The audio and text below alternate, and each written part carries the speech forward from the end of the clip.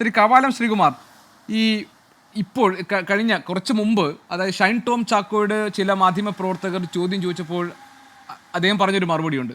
ഇത് ഞങ്ങൾ കണ്ടുപിടിച്ചതാണോ ഈ ലഹരി വസ്തുക്കൾ, ഞങ്ങളാണോ ഇത് കൊണ്ടുവന്നത്, ഇത് ഇപ്പോഴുണ്ടായ സംഭവമാണോ എന്നാണ്.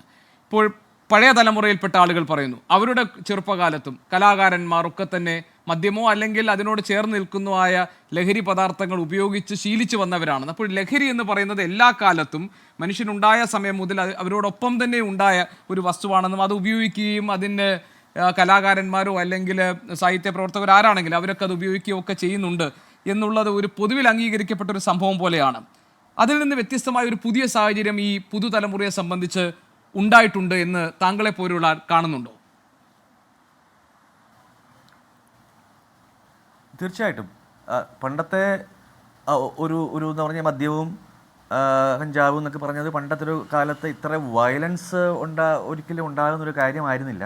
പക്ഷെ എന്ന് വെച്ചാൽ അത് പ്രോത്സാഹിപ്പിക്കുകയല്ല വേണ്ടത്. പക്ഷേ കാലം മാറിയ ഇതിൽ കൂടുതൽ ഈ പുതിയ കാര്യങ്ങളിലേക്ക് ഇതിൻ്റെ ഒരു മാർഗം മാറി സഞ്ചരിച്ചപ്പോൾ ഇങ്ങനെയുള്ള കുറേ കാര്യങ്ങൾ ചെറുപ്പക്കാരിൽ കൂടുതൽ, പ്രത്യേകിച്ച് ഈ കലാകാരന്മാരോ അല്ലെങ്കിൽ ഇതിനോട് ആകർഷകരാകുന്ന ചെറുപ്പക്കാർക്കോ ഒക്കെ ഇതൊരു വലിയൊരു ഒരു മാറ്റമാണ്. കാരണം ഈ പിന്നെ എന്താ പറയണ്ടത്, മദ്യം പോലെ മണമില്ലാത്ത ഒരു കാര്യമാണ്. അപ്പോൾ അങ്ങനെ പോകുമ്പോൾ നമുക്ക് സൊസൈറ്റിയിൽ ഉണ്ടാകുന്ന വയലൻസ് എന്ന് പറഞ്ഞാൽ കൂടുകയാണ്. ഇപ്പം പണ്ട് ഉപയോഗിച്ചിരുന്നില്ലേ എന്ന് പറയുന്ന ഒരു ന്യായം പറഞ്ഞിട്ട് കാര്യമില്ല. ഇതിൻ്റെ ഒരു എന്താ പറയുക, ഇത് ഉണ്ടാക്കുന്ന ഒരു വിപത്ത് വളരെയധികം അതിൻ്റെ മാറിക്കഴിഞ്ഞു കാലം മുന്നോട്ട് പോയപ്പോൾ. അതാണ് ഇവിടുത്തെ ഏറ്റവും വലിയ പ്രശ്നം എന്ന് പറഞ്ഞാൽ. അപ്പോൾ അത് മദ്യമായാലും ശരി എന്തായാലും ശരി അതൊരു എല്ലാം കുഴപ്പമാണ്. പക്ഷേ അന്നത്തെ പണ്ടുണ്ടായിരുന്ന, ഇപ്പം ഞാനൊക്കെ പണ്ട് നമ്മൾ കണ്ടിരുന്ന നമ്മളെ കലാകാരന്മാരും നമ്മുടെ ചുറ്റുമുള്ള കലാകാരും ഇവരോടൊക്കെ തന്നെ നമ്മൾ സഹകരിക്കുമായിരുന്നു. അതൊരു വിഷയമേ അല്ലായിരുന്നു. അവരൊന്നും ഇങ്ങനെ വയലൻസ് കാണിക്കുകയോ ഒന്നും ഉണ്ടായിരുന്നില്ല. അവരിത് മദ്യം അടിച്ചാൽ കുഴഞ്ഞങ്ങ് വീഴും ചിലപ്പം.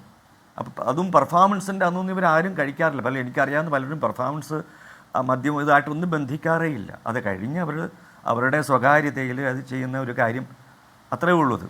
പക്ഷെ ഇന്ന് നമ്മൾ കാണുന്നത് വർക്കിനോടനുബന്ധിച്ചും ഇത് ഉപയോഗിക്കുന്നു. ആ ഒരു കൾച്ചർ വന്നിരിക്കുകയാണ്.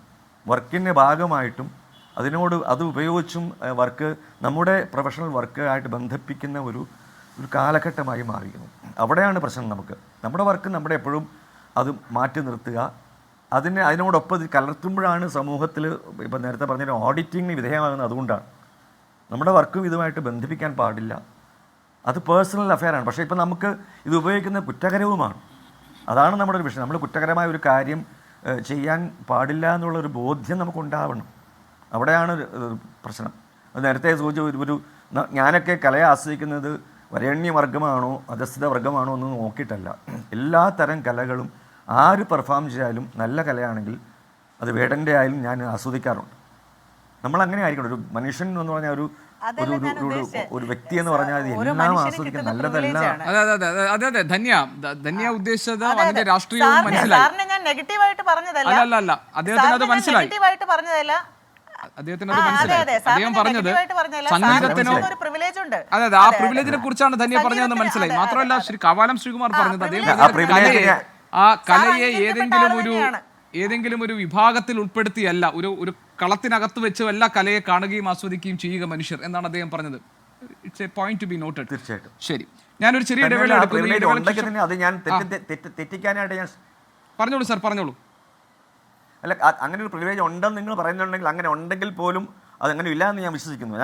അങ്ങനെ ഒരു തെറ്റ് ചെയ്യാനായിട്ടല്ല ഞാൻ ആ പ്രിവിലേജ് എന്തെങ്കിലും ഉണ്ടെങ്കിൽ തന്നെ അത് ഉപയോഗിക്കാറ്. തെറ്റ് ചെയ്യാറേ ഇല്ല എന്നുള്ളത് നമ്മുടെ കലാകാരന്മാർ അങ്ങനെ ചെയ്യാറില്ല. നമ്മൾ നേരത്തെ ഹരീഷൻ പറഞ്ഞു, നമ്മൾ അങ്ങനെ ഒരു കാര്യം തെറ്റ് ചെയ്യാൻ സാധിക്കാത്ത നമുക്ക് തോന്നാത്ത ഒരു വർഗമാണ് കലാകാരൻ എന്ന് പറഞ്ഞത്.